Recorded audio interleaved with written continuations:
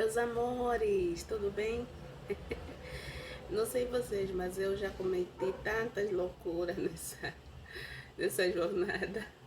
Uma delas foi essa viagem internacional que eu fiz pra cá no Brasil, sem dinheiro no bolso e sem conhecer. Mas vamos lá. Hoje eu vim contar essa história pra vocês, compartilhar com vocês como eu cheguei aqui no Brasil e o que me trouxe aqui. Acho que é uma história interessante para ser contada, compartilhada. Não liguem muito, então um pouquinho com essa cara, mas é decorrente a gestação, né? Mas acho que não vai interferir na nossa conversa. Não liga muito. Mas vamos lá, como é que eu vim parar aqui no Brasil? O que é que eu vim fazer? Por que eu vim aqui? Por que eu escolhi o Brasil? Eu vim com a minha família, vim sem família. Enfim. E também vou conversar um pouquinho como a fé foi crucial nesse processo, tá? Isso é muito importante ressaltar aqui. Então, eu cheguei aqui no Brasil, para quem não me conhece, eu sou a Rebeca Thiago, moro aqui em Campinas. Cheguei no Brasil em 2012. Lá no comecinho de agosto de 2012. E aí, como é que eu vim para aqui? Eu fazia parte do ministério, né? Um ministério, né, cristão, interdenominacional, que fazia várias parte que fazia peraí, deixa eu recalcular, retomar, que tinha outras pessoas de outras igrejas, é melhor colocar assim. Aí esse pastor, ele nos apresentou o Brasil. Ele falou assim: olha, eu estudei no Brasil, fiz seminário, e eu posso vos ajudar aí no Brasil a estudar também, porque aqui eu estudo um pouco, principalmente na questão de teologia, seminário, essas coisas. Aqui vocês aqui é um pouco precário. Então vocês indo lá, vocês vão se formar, depois vocês voltam aqui e vão ajudar o país. Aí, beleza. Começamos a tratar os documentos, aceitamos e tudo mais, e pam, terminou os documentos. A minha passagem na época era em torno de, naquela época, uns R$ 2.000, 3.000 no máximo. E aí eu não tinha esse dinheiro. Um dia eu vou contar pra vocês outras loucuras que eu já fiz. Eu não tinha esse dinheiro, não tinha mesmo. Aí não tinha nem metade, mas eu simplesmente fui com a cara e a coragem que eu queria ir no Brasil. Aí começamos a tratar e tudo mais, tratamos, até que lá pra você viajar, você tem que ir, tipo, aqui em São Paulo você sai de outras cidades pra ir em Guarulhos, né? Pra fazer algumas viagens internacionais. É como se eu estivesse saindo do sul, de uma das cidades do sul. Na verdade eu saí de uma das cidades do sul mesmo, mas de Angola, até São Paulo para fazer outro processo de documentação e também pegar o voo. Mas, olha, gente, nesse momento não passava na minha cabeça que não vai dar certo. Gente, gostaria de ter essa fé esses dias já. Não passava em hipótese, eu simplesmente fui tratando, fui correndo atrás e as coisas começaram a se encaixar. Claro, eu não vou fantasiar aqui pra ninguém que as coisas começaram a se encaixar, não teve dificuldade, ou não teve dias que eu tava precisando de dinheiro e não tinha pra tratar alguma coisinha ou outra, mas depois aparecia, sabe? Tinha um irmão que apareceu, que ele soube do processo, né? E aí foi, nos abençoou. A minha amiga na época que também veio comigo me ajudou muito. E o processo em si foi rolando. E aí chegou a hora de comprar passagem. Por que eu falo que eu não tinha dinheiro? Na época eu tinha 18, 19 anos. E lá em Angola, nessa idade praticamente não tem tipo jovem aprendiz, assim, sabe? Praticamente, se estiver trabalhando é mais no empreendedorismo, né? E na época até fazia algumas vendas, mas nada significativo, né? Já vendi muita coisa. E aí já vendi sonho, que é que chamam de sonho, mas lá a gente chama de bolinho, maungo, que é um negócio que é uma larvinha que a gente come lá. Mas não é uma larva nojenta, tá? É uma que só come folhas. Já vendi ovo. Então, mas nada significativo assim que fala que desse para custear uma viagem, né? E aí foi, voltando para Luanda, né? Que é a capital onde eu tava para pegar o avião para vir para cá. Aonde começou essa empolgação toda foi no ministério, já contei, né? E aí, no ministério, como a gente tava naquela época, no começo da conversão, que você fica muito entusiasmado, que você pensa que vai romper o impossível. Na verdade, é verdade, só que a gente fica com uma empolgação diferente. Quem já se converteu, já passou pelo processo de conversão, sabe o que eu tô falando. A gente fica sem medo, a gente pensa que a gente não vai ter dificuldades, sabe? Obstáculos, todos os obstáculos, a gente vai vencer todos. Então é aquela fé mais, como é que eu vou falar? Mas não sei se existe esse termo, mas imatura, né? Precisa ser trabalhada, né? Para a pessoa não cometer loucuras. Loucuras eu falo para não ser imprudente. E aí eu fui com aquela coragem que acreditei que ia dar certo. Pronto. Né? Acreditei que ia dar certo. Acreditei que eu, de alguma forma, até aqui no Brasil, mesmo sem dinheiro. Na verdade, eu não olhava que o dinheiro seria um empecilho. Começou por aí já. Aí eu fui, né?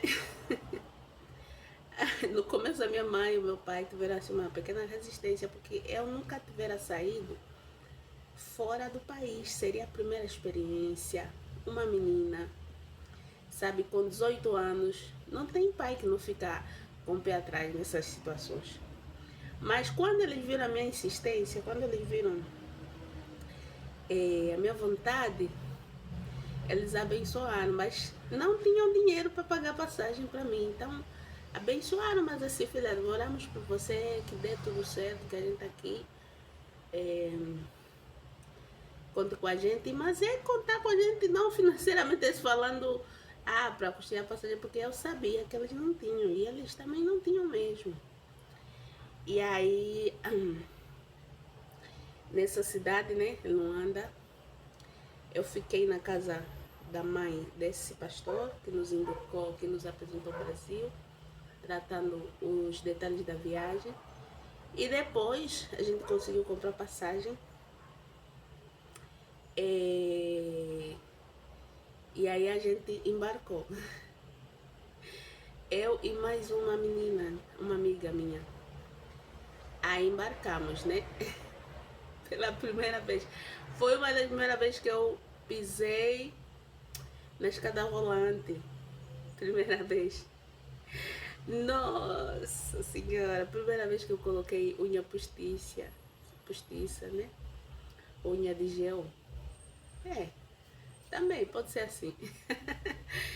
Aí, meus irmãos, embarcamos no voo, chegamos em São Paulo. Eu tinha na época, na minha conta, R$ 240, que correspondia a $100 na época. Faz tempo, é 2012.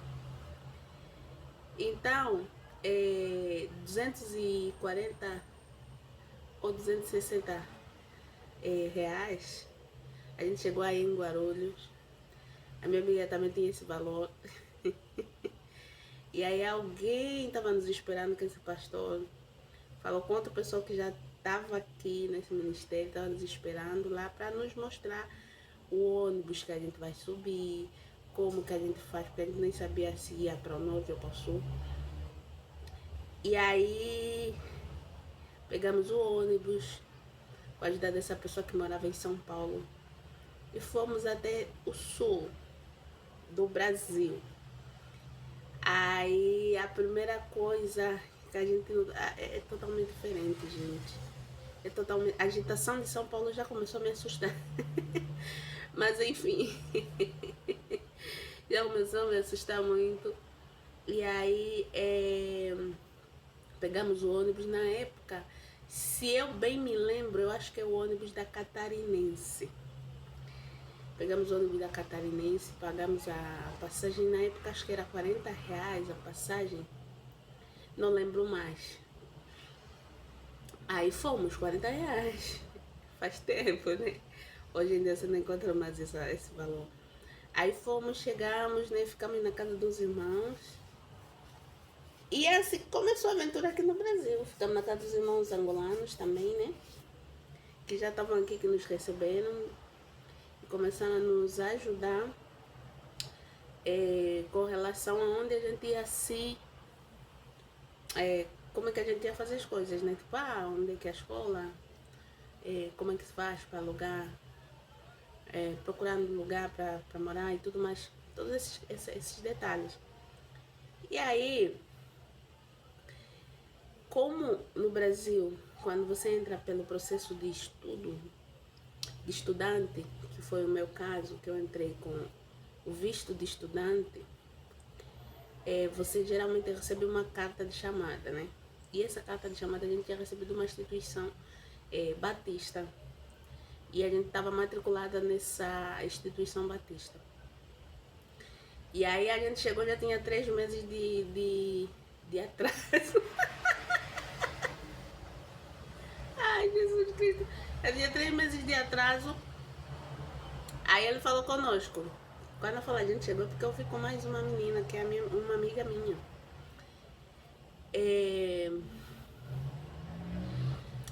Aí a gente já tinha 3 meses de atraso de pagamento de mensalidade. Porque assim que você pegar a carta de chamada, você tem que estar matriculado, né? Como aluno da instituição.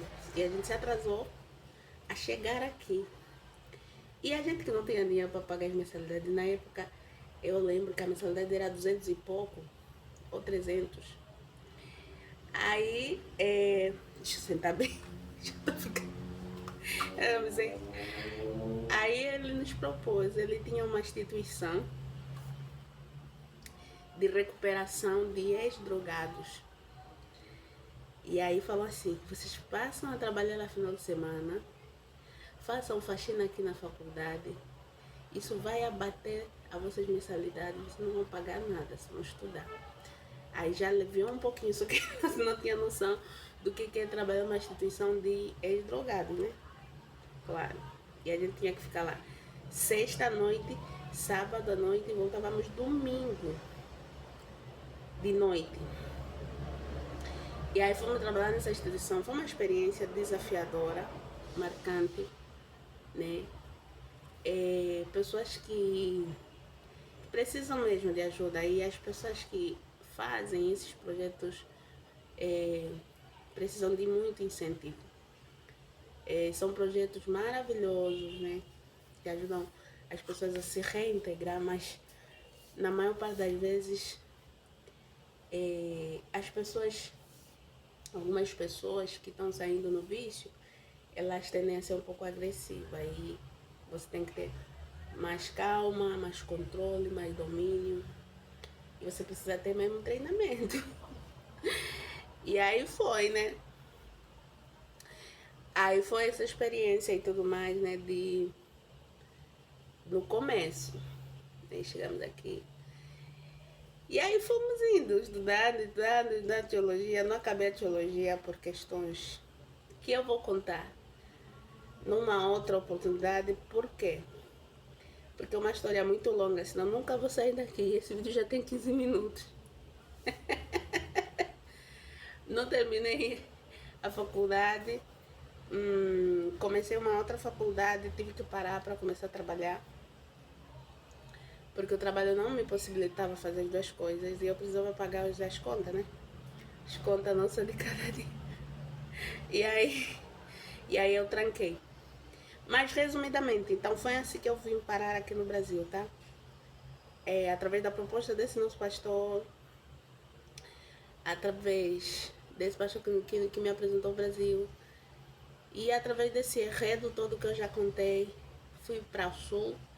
E depois do Sul, só para contar como é que eu vim parar aqui, conheci o meu esposo, que é o Carlos Sampaio, né? A gente se conheceu aqui no Brasil, mas ele é angolano. E aí a gente se conheceu aqui. E aí depois eu vim pra cá, pra Campinas.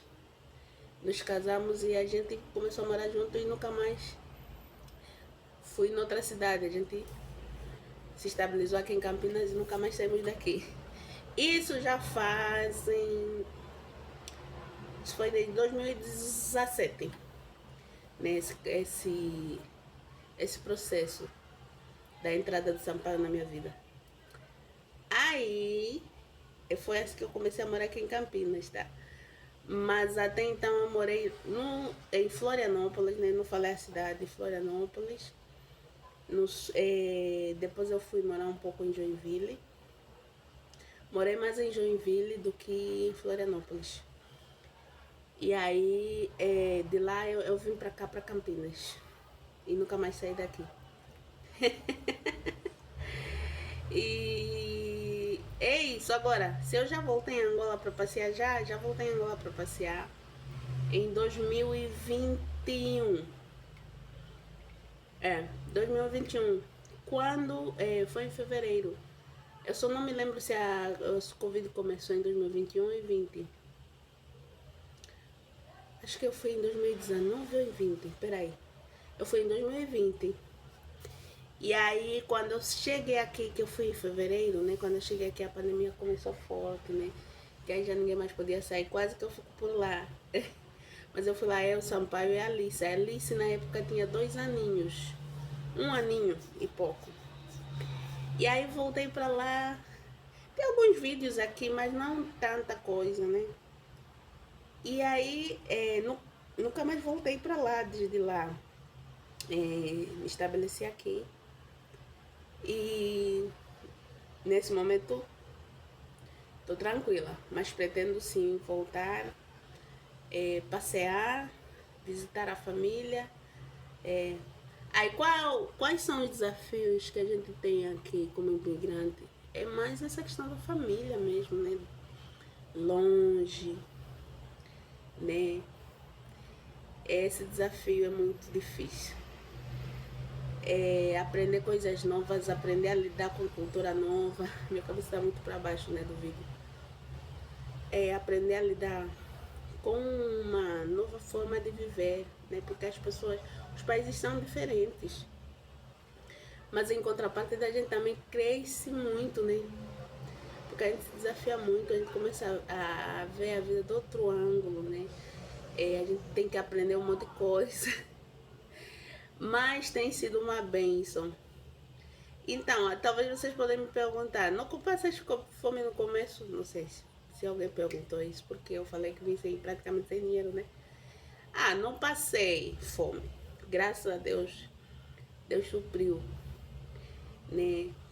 Se você sente uma convicção forte dentro de você, esse é outro lugar que eu quero falar para vocês. Se você sente uma convicção forte dentro de você, clara, né? Não faça loucura, não cometa imprudência, mas se você acredita na fé e você sabe que Deus existe, você sente uma convicção clara, né? Você sente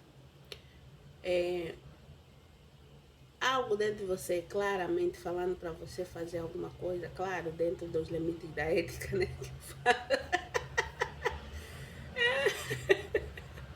Faça. Porque a fé é poderosa demais, gente.